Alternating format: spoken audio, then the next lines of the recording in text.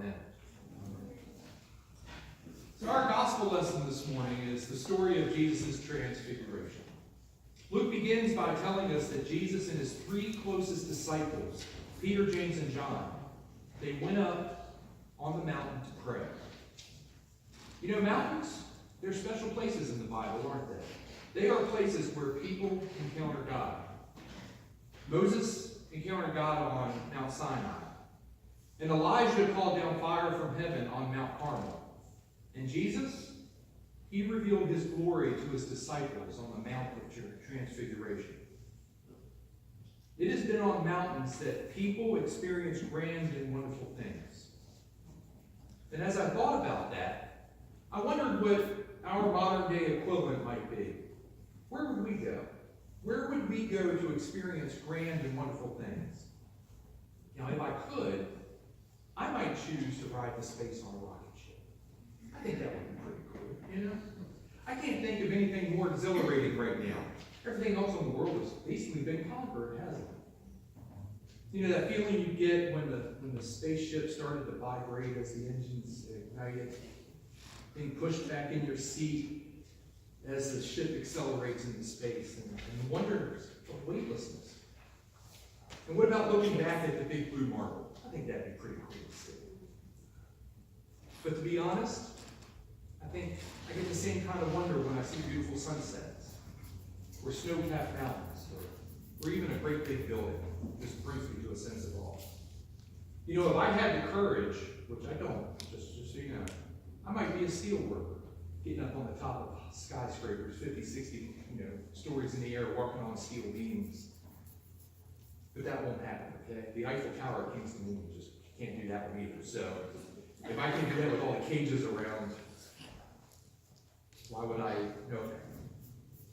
But to show his disciples grand and wonderful things, Jesus took them up on a mountain. That in itself would seem wonderful enough. The view from a mountain can be glorious, can't it? But Jesus gave the mountain visit an added dimension. He took his disciples up there to pray. He wanted to give them something more than a spectacular view. He wanted to give them a glimpse of God. And he wanted to give them a glimpse of his glory. He wanted to let them know that he was something more than a great leader like King David. He was like God. Was God. Is God. So he took them up on a mountain to pray, and as he was praying, the appearance of his face changed, and his clothes became as bright as a flash of lightning. Moses and Elijah, the great men of Israel's past, they came to visit. And a cloud descended on the disciples, and a voice from the cloud said, "This is my son, whom I have chosen. Listen to him." The disciples weren't really ready for that, were they? They had expected Jesus to do something exciting but conventional, like forming an army to drive out the Romans out of Israel. The mountaintop experience was more like grabbing an electrical wire and getting a big jolt. But it awakened them to the fact that Jesus was more than they had expected. They wouldn't fully grasp the meaning of Jesus until after the cross and after his resurrection. But this experience on the mountain, it began to prepare them. It planted a seed in their hearts, a seed that would grow and blossom in due time. Have you ever had an experience like that? Some people have, I've heard of people talk about conversion experiences almost as dramatic. Almost as dramatic as the things that these disciples experienced on the Mount of Transfiguration. People whose lives had been headed in the wrong direction for years. But then suddenly, without warning, they came face to face with God and had their lives turn around. Anybody older than me might remember the name Eldridge Cleaver. That ring a bell to anybody? As a young man, Cleaver was involved in various kinds of crimes, and at the age of 22, he was convicted of assault with intent to commit murder. He admitted to raping numerous women, and he advocated violence as a way of redressing racial injustice. And in 1968, he was involved in a shootout with the Oakland police. He jumped bail, and he lived for a number of years in Algeria and in Paris. And then Cleaver had one of those dramatic conversion experiences that we hear about. He had a vision. And this is how he recorded his vision in his book, Soul on Fire. He said, "I saw all my former heroes paraded before my eyes.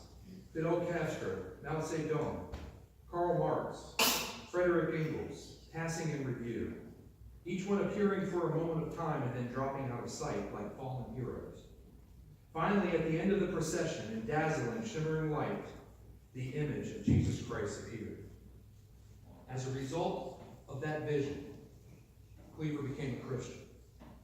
He turned onto Jesus as fervently as he had been turned on the violence earlier in his life. His life was never the same again. You know, in one moment, he was a man of violence. And in the next moment, he was a man of peace.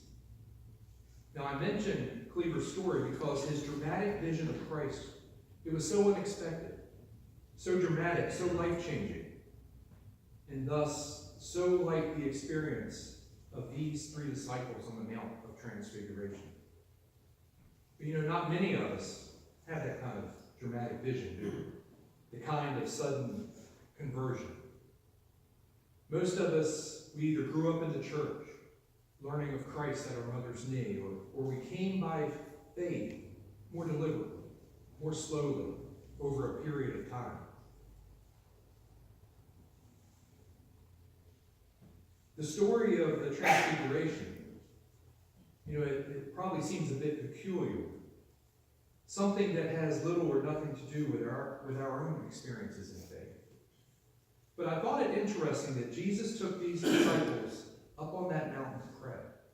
You know, they didn't go up there for exercise. They didn't go up there just to have a good view. They didn't go up there to find a good place to build a house or a restaurant. They went up there to pray. In other words, they went there for the expressed purpose of placing themselves in the presence of God. They went to that mountain to talk to God. But perhaps more importantly, they went to that mountain to listen to God. You know, sometimes we approach prayer as if the burden of communication were ours. As if we somehow had to find the right words to persuade God to do our will. But prayer is something far different than that, isn't it? Prayer is not a magical incantation to persuade God to obey us. Prayer is a conversation with a loving God that helps to align us with God's will.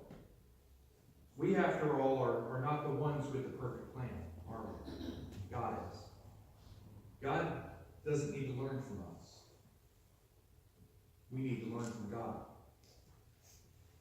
So I'm convinced that the quiet moments in prayer, the times when we invite God to guide us and then sit quietly communing with God, listening to God, are possibly our most important prayer times, aren't they? Did you ever notice that when these three disciples went up on that mountain to pray, that they were very sleepy? Did you notice those words? That's common, isn't it? How often do we begin our prayers and then we wake up later realizing that we never really finished our prayers? You know, that's all right, okay? What better place to fall asleep than in the loving arms of our Heavenly Father?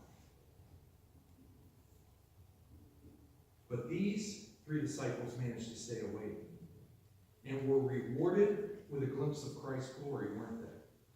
They had gone up on the mountain to pray, to commune with God, and God revealed himself to them in a way that they had not expected. There is a lesson to be learned here. While it is possible for God to take the initiative to break into our lives, it is also possible for us to take the initiative to invite God into our lives. That is one of the purposes of prayer, isn't it? To invite God into our lives. The disciples went up on the mountaintop to invite God into their lives.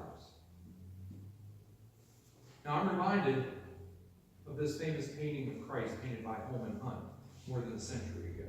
We got a couple of these in the church, don't we? When Hunt showed this painting to his friends, one of them saw it and said he had forgotten something. You all know this story, don't you? He said, "You put no handle on the door." And Hunt replied, "We must open the door to Jesus. The handle is on the inside."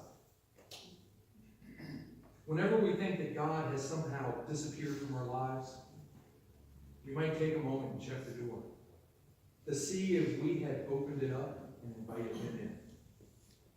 So what I am proposing here, what I'm proposing here is that we follow the example of these disciples, that we go up on the mountain or into the quietness of our room or wherever we can be alone to commune with God. And that we go there to pray. That we go there to talk with God and to listen to God. That we go there expecting a blessing, and that we not be surprised when we receive a blessing. Because, my friends, when God reveals himself to us in ways beyond anything other than that, it is truly a blessing. In the name of the Father, the Son, and the Holy Spirit, please join me.